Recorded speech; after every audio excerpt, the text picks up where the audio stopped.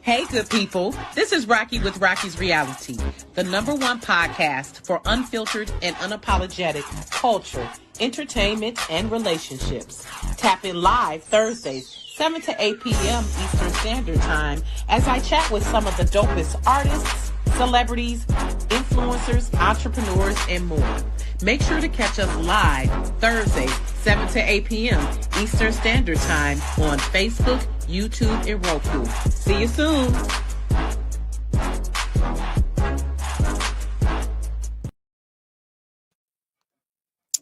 Hey. Welcome to Rocki's Reality. Thank you, Joe. Listen, come on, Joe. I appreciate you, Joe. I love you. Listen, y'all better get y'all, Joe. Y'all better get y'all one of these, okay? Well, what up, though, everyone? I am here and honored, and y'all will probably see I'm rocking my Detroit gear because I'm a proud D girl, and I'm excited to have a fellow Detroiter, fellow D boy who's really just gone global with what he's doing. And as you all know, I love to always highlight those of us from Detroit who are doing big things, and just highlighting those who are good human beings who are making the world a better place. So it's so cold in the D. I don't know where you all are watching from, but I hope y'all a little bit warm. What was it, Joe? It was like 10 degrees. It was like 10 degrees. Joe texted me earlier. He said, "You coming into the studio?" I said, "Yes, I'm still going to trudge through the tundra to bring my ass into this studio, because that's what you do when you committed to the cause." But another person who is committed to the cause is my guest, New York Times best-selling author, resilience expert, father, motivational speaker, and just so many things. And again, I say a good human, Shaka Senghor. Welcome to the show, Shaka. Yo, what up, though? What up, though? I'm loving that Pistons hat. Let's go. Yeah, normally I have on my just D hat or my own brand hat, but I felt like rocking the Pistons today because they rocking right now. They going. Yeah. They #1 in the East, right? They still #1 in the East? They should be. I think so. I love it. We got some good. I actually heard, I think, even though I'm not a Stephen A. Smith fan, he said something favorable about us the other day. He said that he sees the Pistons going to the championship this year. Yeah, I mean, I think we're very competitive. I think we might be one trade away from making that leap. That's a big leap to make, but I think they're going to be super competitive in the playoffs. And I think if they stay healthy, we got a strong opportunity. Cade is balling. The whole squad is balling. Cade is special. Cade is a different animal to watch him. And of course, Isaiah Stewart is balling out. He's a big supporter of 313. So love to see those young brothers balling. I actually just saw them. I was actually out here in LA and went to a game when they was in town. So I got a chance to watch them up close and personal, and they rocking right now. I love it. I love to hear that, especially since the Lions let us down, Lord Jesus. Yeah, don't bring that up. Yeah, I know. So I love sometimes looking at your page when you come with your predictions, Shaka, because you be on point with it. I'm like, damn. So, Shaka, what is it like living out in Cali? Being from the D, please share with us. What's the tip right now?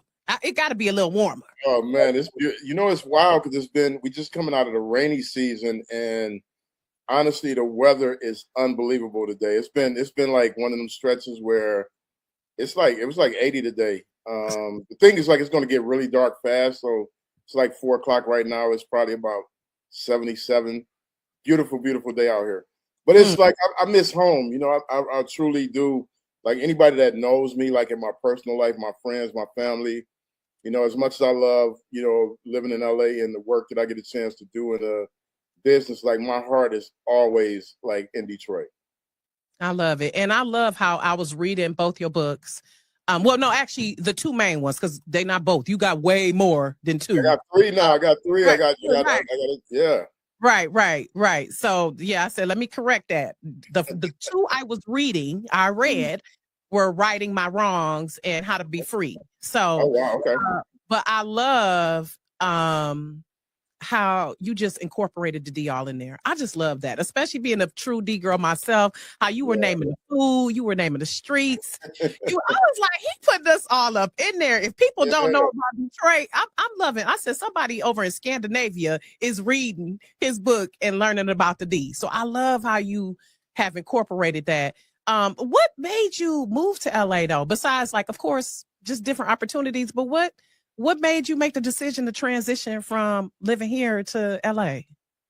That's a great question. You know, a lot of people always been curious about, like, why did he leave so shortly after he got out of prison? And the reality was I had to chase my dream. I had to go after and give myself a shot at pursuing something that I believed I was called to do as a writer. And, you know, when I started writing, you know, many, many years ago, like 26 years ago, as of this month, I had a dream for myself, and that was to write across every type of platform and to try to figure out how to tell the kind of stories that I wanted to tell. And I felt like LA provided the greatest opportunity for me to do that.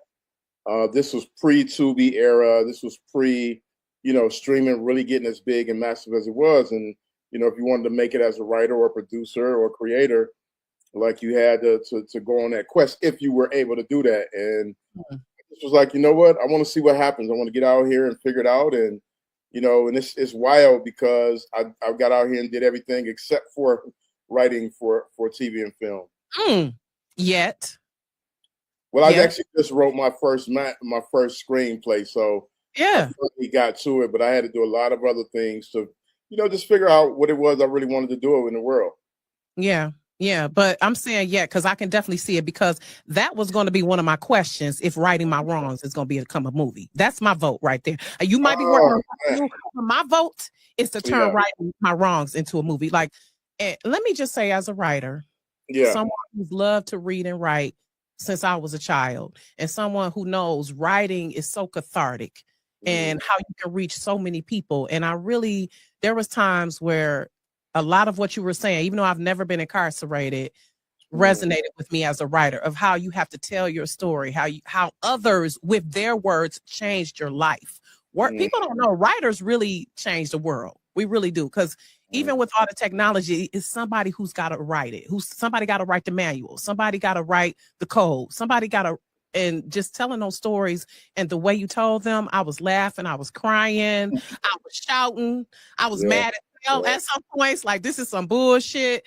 And for me, Righting My Wrongs I would hope, if the story could be kept pure as possible, I think it would make a great film. So no, I love that. And first of all, I just love that you really lean into reading my work, you know, as a writer, and especially a writer coming from Detroit.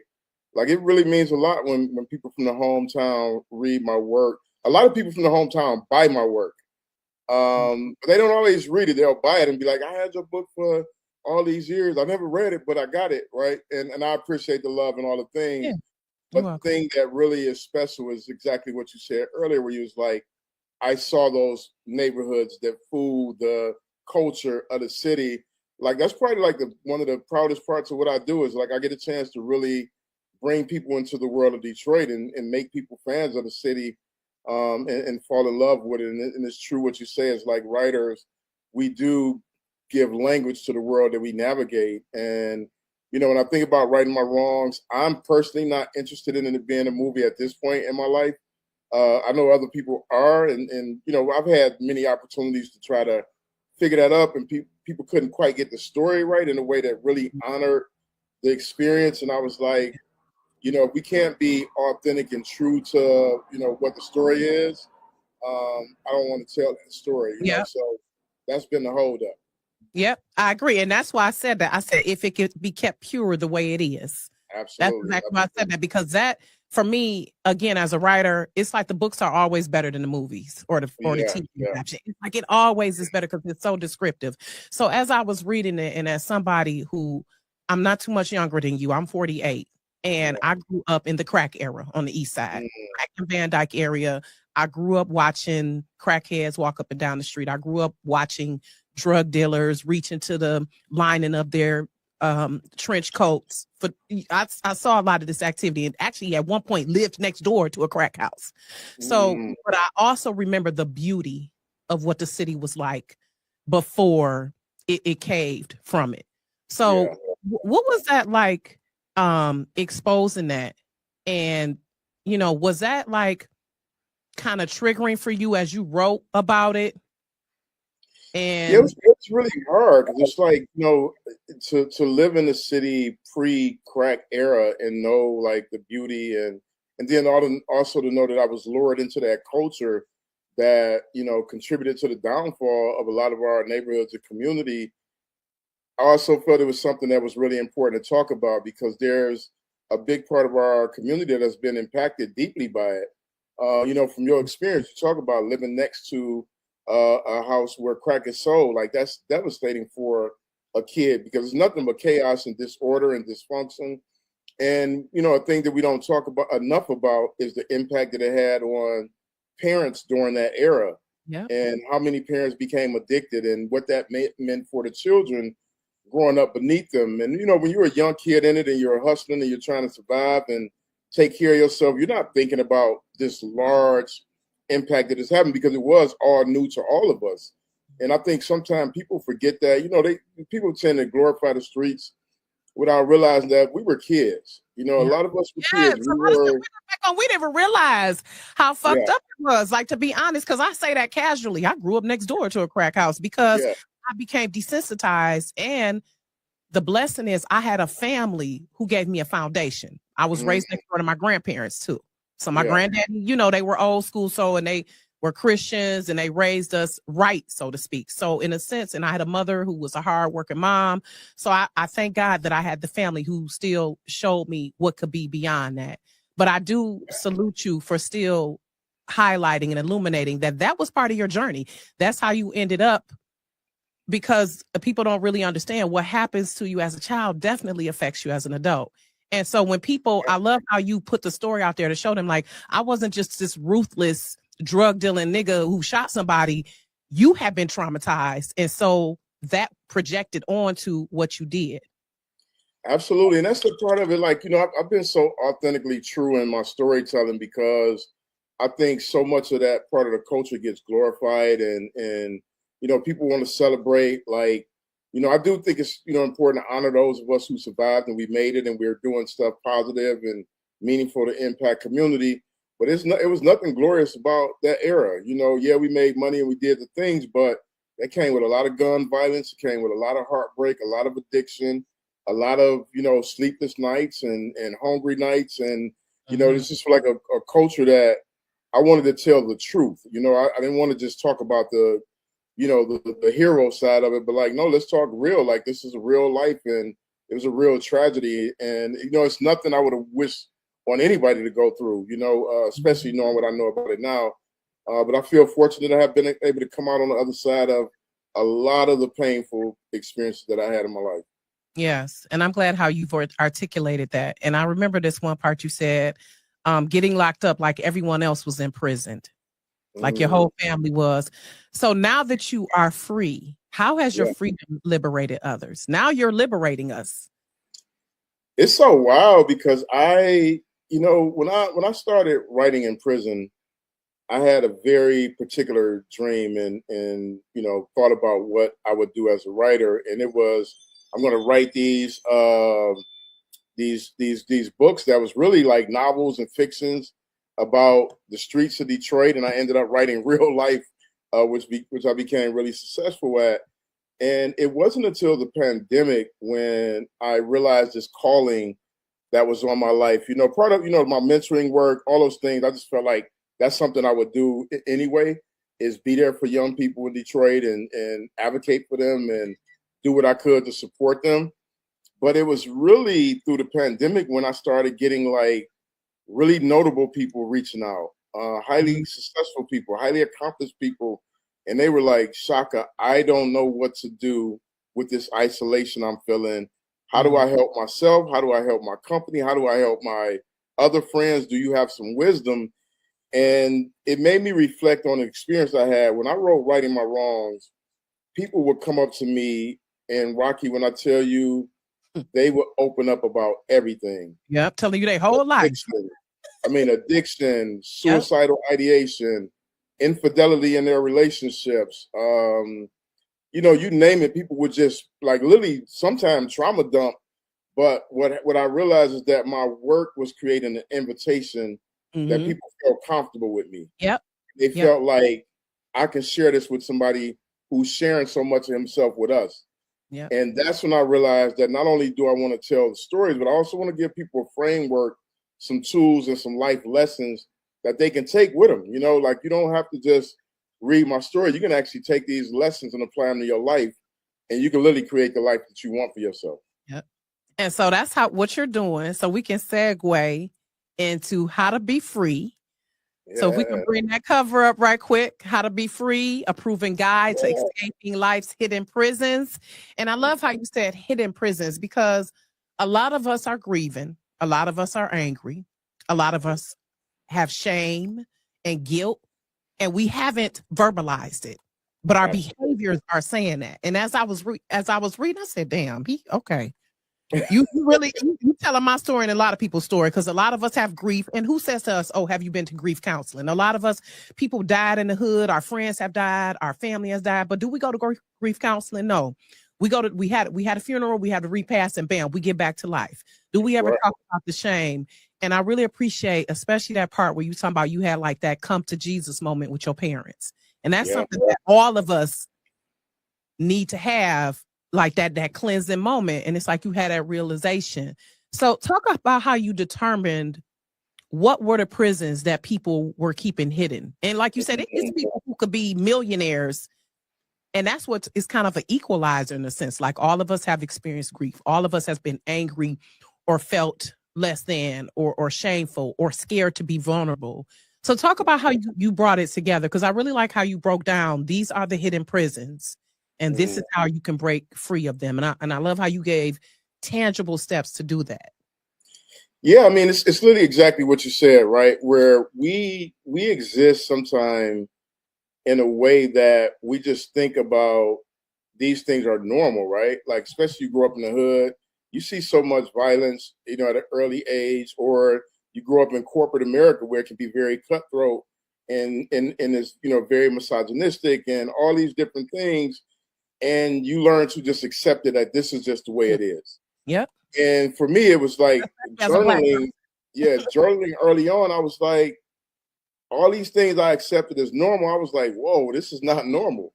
And for me, it was realizing that there's a hierarchy of like how imprisoned we are, right? So like you think about grief, I started the book with grief because it's one of the hardest things for us to get away from. It is one of the hardest things because nobody can come and say to you, Rocki, you grieved long enough, get over it. That would be like mean and cruel.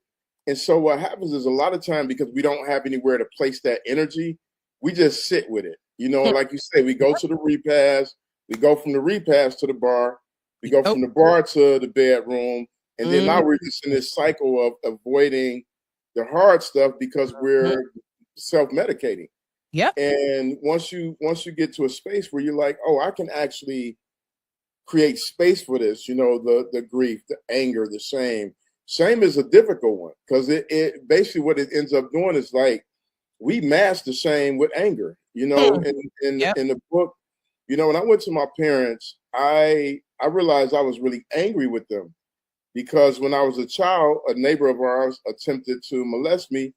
And as a result of that, I broke in his house. I was like, I wanted him to know that what he did wasn't okay. I didn't have the language for it. I wasn't big enough to beat him up or, I didn't feel safe to go to my parents. And because of that, I felt this anger toward them that after I broke in his house and I got in trouble, it was like, okay, what do I do with this anger that I feel, And so what happened is once I started journaling about it, I was like, I need to tell them this. I need to share this with them.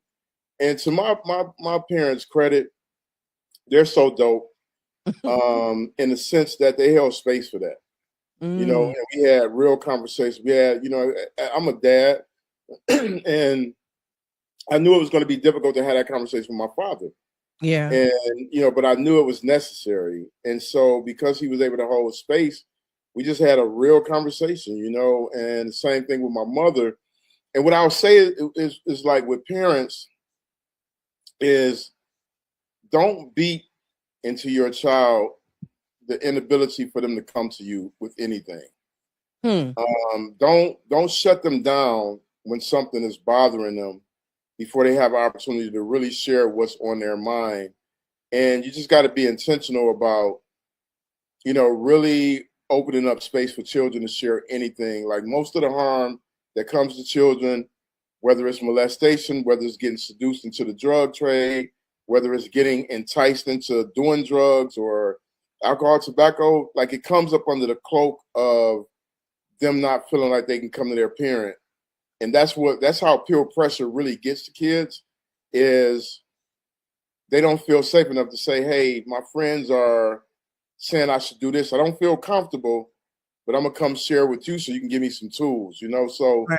Yeah. you know, when I wrote that, I was like, I Yeah. wanted people to be able to have some tools. I wanted them to be able to have, you know, just some honest conversations with their loved ones and their friends. And like, you know, I'm fortunate that even with my friends, like we talk about real stuff because we're all dads, you know, we're Mhm. parents, and like, you know, we got to talk about the real stuff.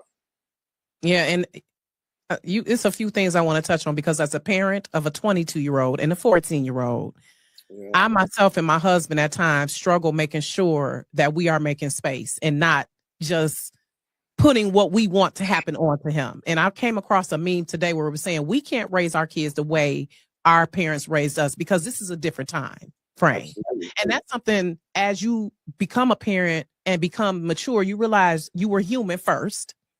You was figuring it out as you go.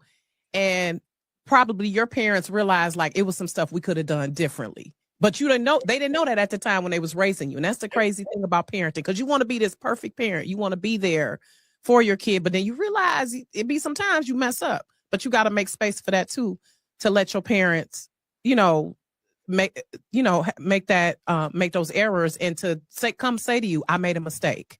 I'm trying to Yeah, get better at that to my son, saying I made a mistake. I was wrong. Or if I find myself getting upset and yelling, I'm like, okay, let me bring it down and not yell. Cause I want him, especially as a Black man, to be yeah. able to manage his emotions in a proper manner as well. So that's a big thing. And I really appreciate with your parents though, how, and I love how you mended the relationship, but how did your relationship with your mom affect your relationship with women, like your relationship with Saku's mom and just the women throughout your life, your wife? How did you like check some of those things to make sure that you weren't reverting back to what happened with your mom?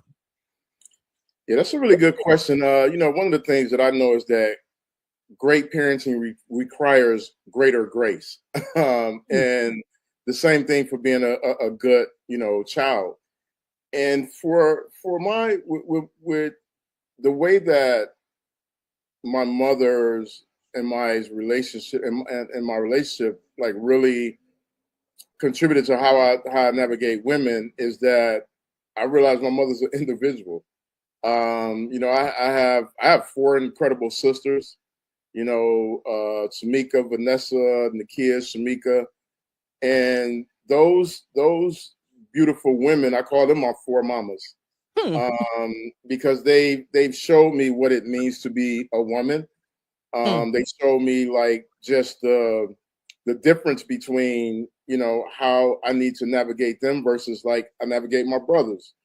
And, you know, I've seen, you know, the beauty of their strength. I've seen their vulnerability in our conversations. And because of my relationships with my sisters, I think it led to me having a different type of relationship with my mother.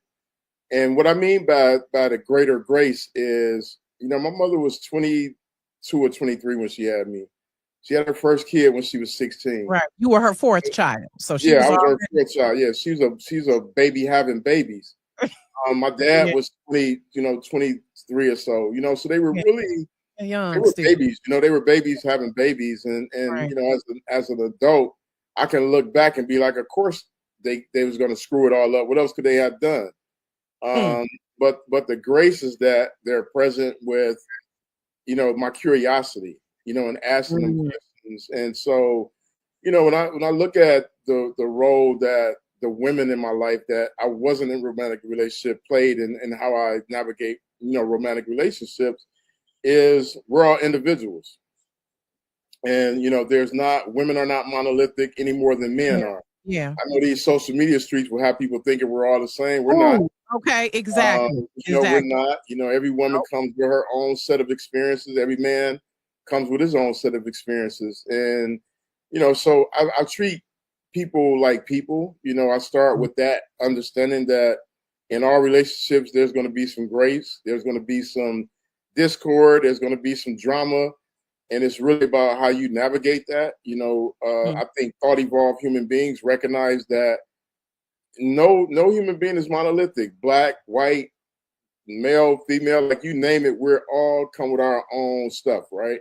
And Mm-hmm. you can even take people with the same thing. It doesn't mean that they're gonna come out the same. Like you can take two people who were raised with the exact same parents, the exact Yeah. same household, and they're gonna end up very different people Yeah. in life.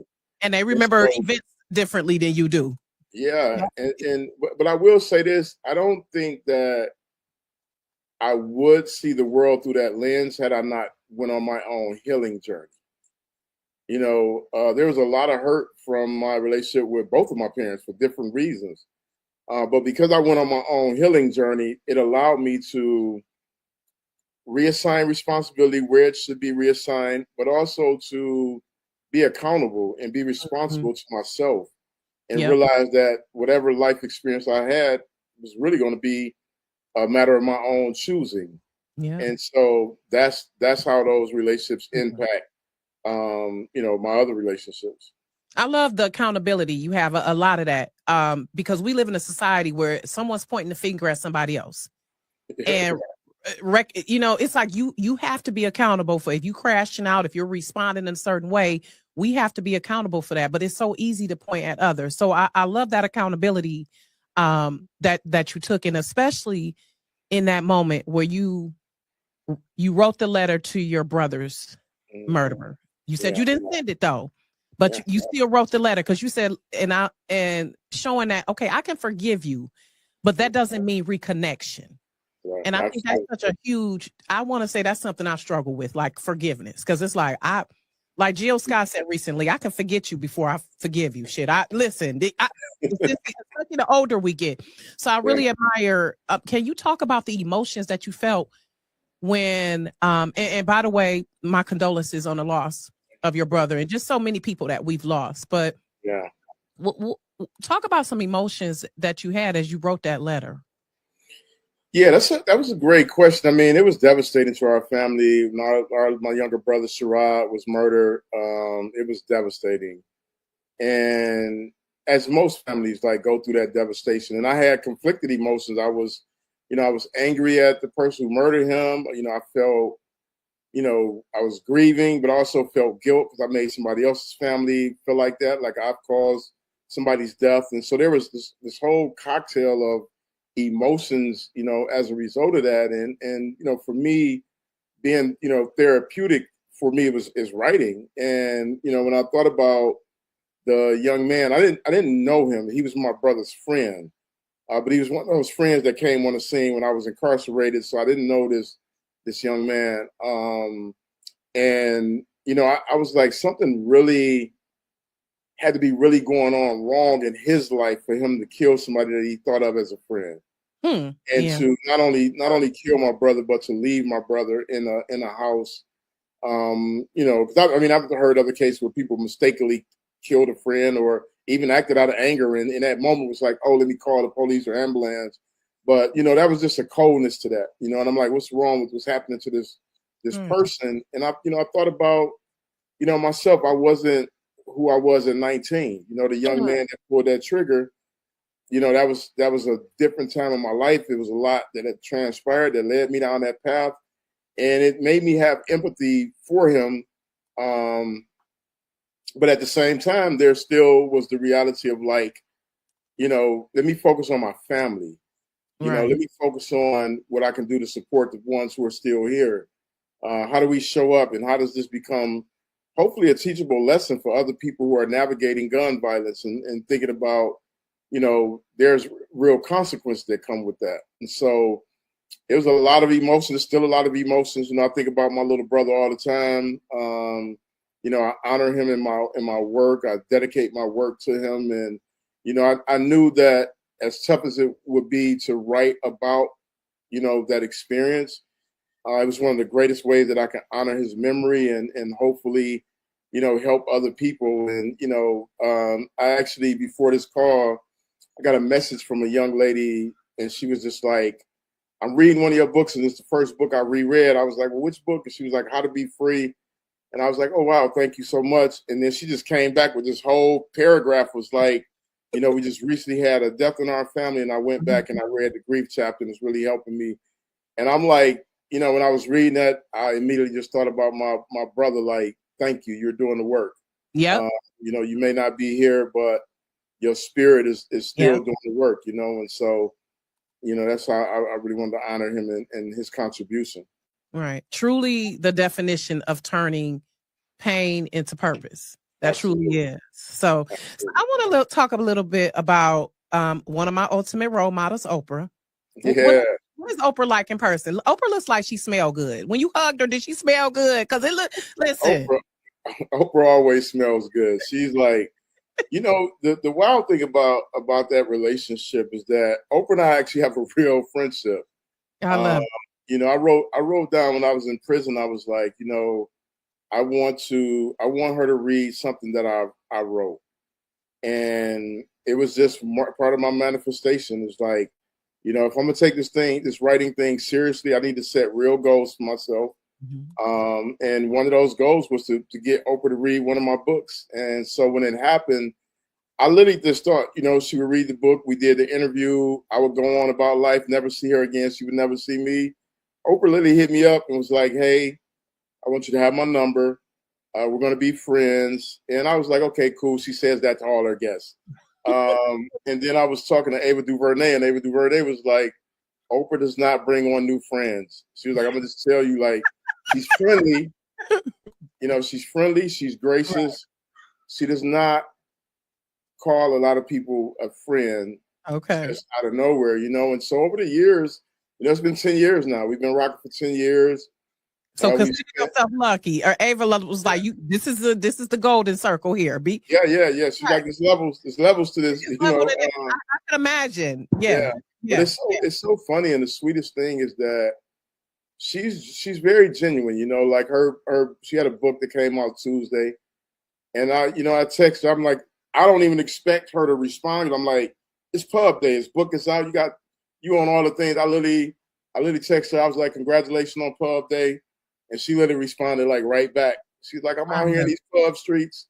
And so it's just like a genuine, right. It's genuine friendship. I love that. Yes, genuine friendship. Genuinely a good person. Yeah. And anytime her and I have a conversation, it's always just beautiful. It's dope. And, I'll send her a voice memo. She'll send me voice memos. We'll be chopping it up. It's turning into something special. And I'll say this too, is like, the role that she has in the world is so tough. Anybody who's doing public facing work, it's so tough. Everybody wants you to be this person or that person. And, nothing you can do will ever be enough, because you're never going to be able to satisfy any and everybody. And what I would say about her is that when you step back from whatever judgment you have about her, that woman has made more dreams come true than anybody in the history of mankind, period, full stop. I don't know any other human being that has made as many dreams come true as Oprah has made. And has inspired as many people. Yeah. Besides Michael Jackson, maybe. I don't know. But yeah, but even in that, people are like, oh, she need to be doing more. And I'm like, what are you talking satisfied. Right. Not satisfied. She I don't understand a lot of the retire her crown whenever she feel like it. Exactly. And that's how you know she is a paragon. She's a paragon because she really don't have to write any more books. She really don't have to do any more podcasts. So that lets you know that the crux of her work is really to make an impact. And It that's is. what And you've done. she's super intentional about it, and like that's the coolest thing about it is like you can get to that stage and be arrogant and cocky and blah Right. blah. When I Yep. tell you, Oprah is so sweet in her vulnerability. Like her doing this book is like her doing her first book. She still shows up with that same sense of awe about life. And like that's a great example to live by that I think is something that's like because it's easy to start accomplishing things and start feeling yourself and start forgetting to be grateful and to be in the spirit of gratitude Yep. and to be Yep. I have moments where I'm so amazed at my own life outcomes and not even the things that people would think, but more so about like my willingness to rise to the challenge Yeah. and the ability to just teach myself things I don't know. Like I'm in awe of that and it keeps me really grounded. I love that for you. And I love how you exhibit that, especially as a D-boy, Shaka, because that's part of my thing with us in Detroit, how everybody thinks they a celebrity. And I'm like, Yeah, yes, Detroit, we are the shit. We are the shit. yeah, However, we need to live humility. And I notice like A-list celebrities like Oprah, they be so humble in certain yeah, aspects. And that's the key there. You to know you are the shit, but you don't have to project it like that. Because people yeah. it's gonna just emanate from you regardless. Yeah, So and that that's why. usually comes with confidence, right? Is confidence kind of eradicates some of that arrogance, Yeah. and but also get it too, right? Like we come from a tough city where people have talked smack and they've dogpiled us and and then especially if you're like black and all y'all do is crime and blah blah and like we hustle with the best of them.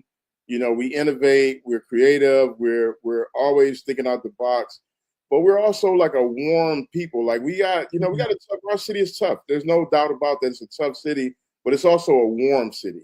Yeah. Like you can walk into a store, a gas station, chop it up with somebody you ain't never seen before, and y'all are besties in that 5 minutes y'all in line, and then y'all go along about y'all life. And I promise you see the person again, you'll swear it was like a family reunion of somebody who knew each other forever. There's a beauty in that, you know what I Yeah. mean? And so, I love that Detroit be like, yo, we about this life on whatever level, but also think it's important to do the work, to do the hard work, Yep. because it's a competitive world. And so what I Yeah. always just try to tell the kids that I mentor is like, listen, yeah, feel yourself, be confident, be bold, but do the work. Because you Yep. got to have the work to back it up. You know what I mean? Because Exactly. life is going to test you, and that facade will get tore down if you ain't got nothing beneath it. Right. I appreciate it. Did you say nothing but ether? Now, I say if you don't have anything beneath it. Beneath it. Okay. Yeah, Because yeah, yeah, see, my next thing I want to talk about Nas right quick as we wrap it up. And that's why I was probably yeah, thinking you said ether, because I got yeah, Nas on my mind, which is one of my favorite MCs and your yeah, favorite MC. absolutely. And shout out to you for being on King's Disease too, with composure, and talk about how you crafted that and brought that together. It's the craziest story. And it's like, first of all, shout out to Nas. It's like Nas is genuinely a real one. He appreciates art at a very high level. But the backstory is I got this tattoo in 1994 at Michigan Reformatory after I heard Illmatic, and it's literally the worst tattoo ever. Yeah, I remember you saying Yeah, it was looking kind yeah, of it's yeah, wild. it It's was real wild. The crude. tattoo is terrible. But told a friend, that friend hit Nas up. Me and Nas ended up meeting at his house, a couple of times. The first time it was very chill. It was very like, what up, what up? You know how brothers do, But over time, I went to a couple of concerts. We chopped it up. One day we broke bread and we just hung out for like hours, just kicking it. And during the pandemic, well, before the pandemic, we actually ended up, this is a sidebar, his latest album with DJ Premier. I actually went to Queens, my first time going to Queens, New York. Me and Nas, we was actually at a dinner with some friends. He was like, yo, what you getting into later on? I'm like, chill, I'm about to go back to my hotel. He's like, you want to roll to Queens with me? I literally roll to Queens with Nas, and we pull up. I don't even know where we're going. I'm just like, who's going? I'm not going to say Nas. Go. No, Nas, whatever we're going, it's going to be Right. good. Let's go. We ended up at the studio with DJ Premier. Crazy night. We talked. I listened to them tell stories all night. It was crazy. But long story short, during the pandemic, Nas he texted me one day and was like, yo, I got this song I'm working on. I would love for you to do something on it. He was like, don't rap, but you can freestyle. And I remember just sitting in my office. I was here by myself, and I was like, this is the craziest shit ever. Like, Nas asked me to do a song with him. And so I was like, okay, when do you need it? You know, he was like, I'm in the studio right now. So I literally was like, you know what? I'm about to do this right now. I don't know if it's going to be perfect. I don't even know if it's going to be good. But what I do know is if that man leave that studio, there's not going to be a second invitation. Right. And I'm like, so I'm going to get it done now, right? And so I literally did it. I did it on my voice memo. I still have my original voice memo on my phone. I did it, and I literally just sent it to him. Within that same day? Literally within an hour. Within an hour. So that piece that's on Composer, that is literally me. I freestyled that piece within an hour, sent it to him, and it was wild because I didn't know if I made the album because I didn't hear back from him. And he got back to me. He was like, "Yo, this is poetry," and then that was it. And then I didn't hear from him for like months. And my second book was coming out, and I ended up, when King's Disease 2 was dropping, I seen the album cover art, and I was like, oh, wow, this is crazy, because it's literally the same color art as my second book. And he hadn't even seen my second book, and I hadn't seen the album cover. And I hit him up. I was like, bro, this is crazy. You ain't going to believe this. Our colors lined up. That's divine energy, blah, blah, blah. And he's like, man, it's so dope. He's like, I can't wait till you hear our song.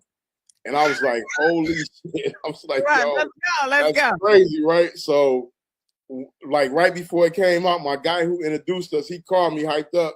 He was like, yo, bro, listen to this. And he playing it over the phone. I was like, man, this is wild. Like, it's crazy. And then when the album came out, my wife, she was, we were dating back then.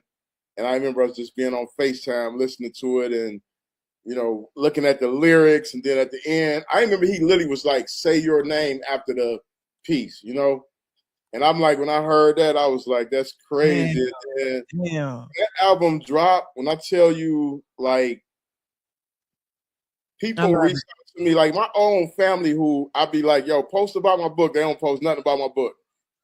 That album came out, they was blowing my page up. With, you know what I mean? It's Nas. And like you said, how dramatic, what it meant for you, that took me back to my freshman year of college. Listen. Crazy. That is definitely one of the greatest hip hop albums ever. If there's, I know it's on a list. It's got to be on the list. Oh, it's the number one hip hop album for sure. Start to finish. Yeah. So I'm gonna wrap it up, Shaka, and I really appreciate your time. As we're wrapping it up, tell people where they can find the latest book and your other books. Your latest book is How to Be Free. Yeah. Okay. How to Be Free. If you're in the D, there's multiple bookstores, Source Bookseller, Pages. You can go to the Barnes & Noble in Allen Park. But anywhere fine books are sold, you should be able to find it. And if they don't got it, tell them to get it. The Audible is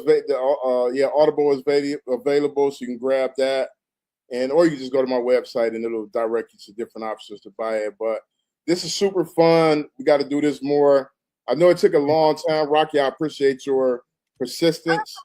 As a fellow Detroiter and somebody who's like creating and figuring it out, it's so important for me to really figure out ways to collaborate with people. Obviously their work definitely has to rise to a certain threshold for me to be like, okay, I want to spend an hour of my time with someone. And you are literally an incredible interviewer. You're a great hostess. Thank you. And your resilience and persistence in being like, let's make it happen. And this is super special. I really want to say this. Never once did you try to be like, yo, I tried to reach out to Shaka. He didn't, jump on the interview. It's been a year. It's been 2 years. It's been however years. You always just checked in. Let me know when you're available. And that really is important in the world of business. I can't emphasize that enough. Sometimes we feel super entitled to people's time and their platforms and their energy without consideration for their life.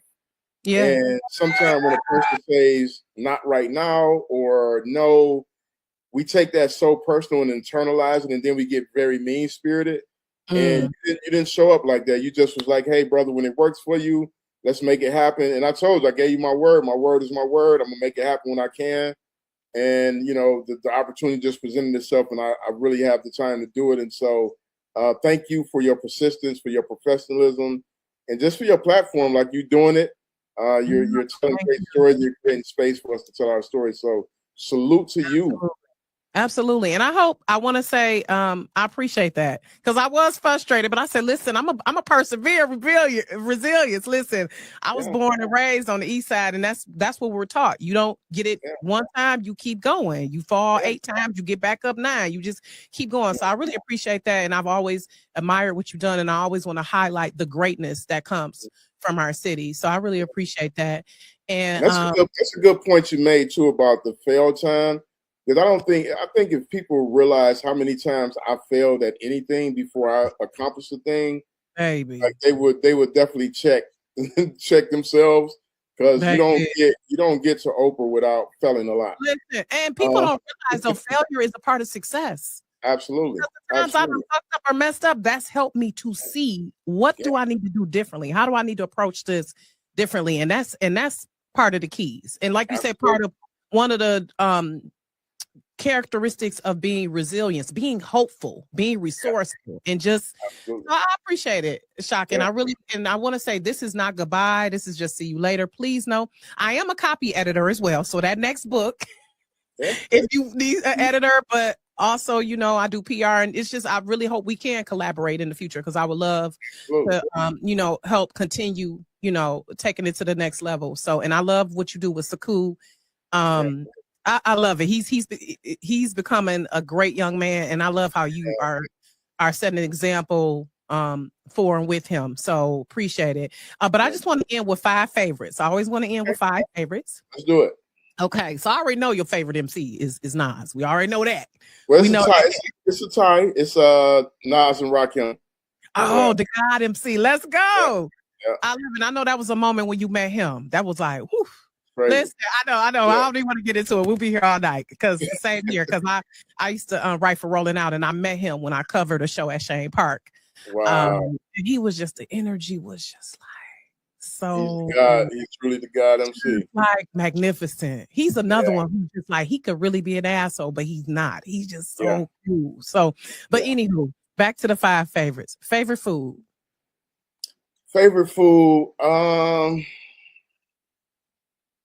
I would say steak or chicken. They're kind of tied up. Okay. Yeah. All right. Okay. Yeah. And I love how you, in your books, how you really quoted a lot of great people.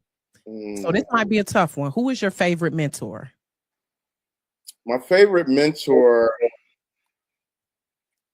I would say my guy, Ben. I think Ben challenges me. Ben Horowitz.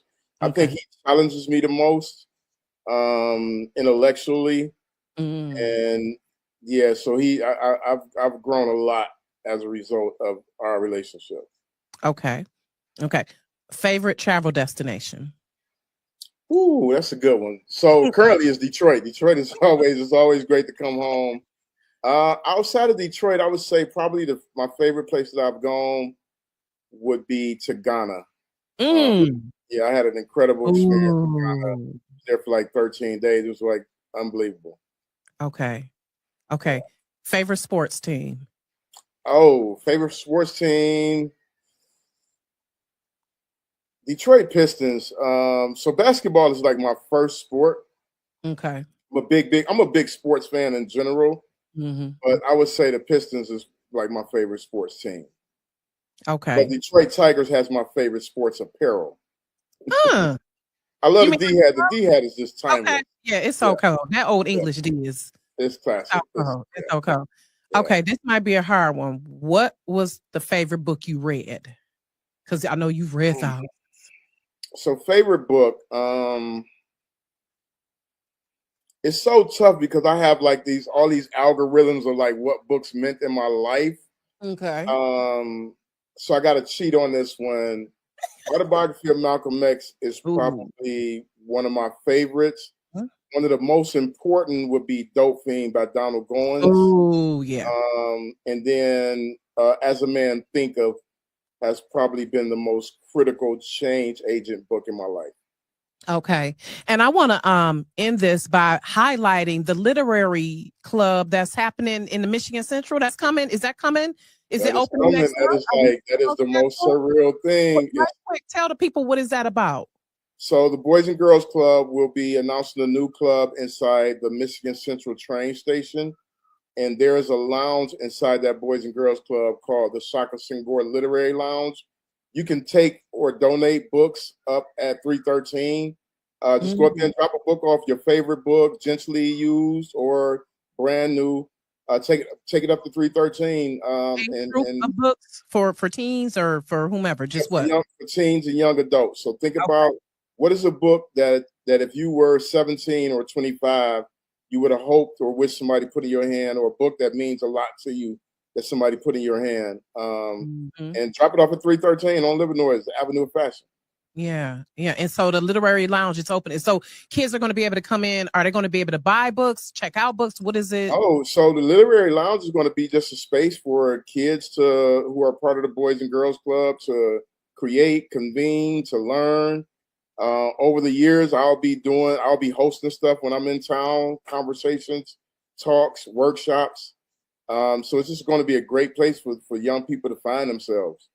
I love it. I love it. Jose is my husband. Yeah. Shout out to my hubby Wash. He's I'm gonna make sure I watch. So shout out to my boo. Okay. Who love that Pistons cap, by the way. Love it. He's a baseball cap fiend as well. So but thank you, Shaka. Again, tell people where they can find you and support you and buy your books and all of that. You can find me everywhere as Shaka Senghor on every platform. Easy breezy. Me under my name. I love it. I love it. Thank you again, Shaka, and I appreciate it. Yeah, it was definitely a while coming, but I realized that things all happen in their time, and that's definitely been a testament of your life, of how things happen in the time they're supposed to happen. So again, I appreciate you, and I appreciate everyone for watching and tapping in. And Rocki Reality, see you all soon again. Take care, Shaka. All right, peace, sis. Good night.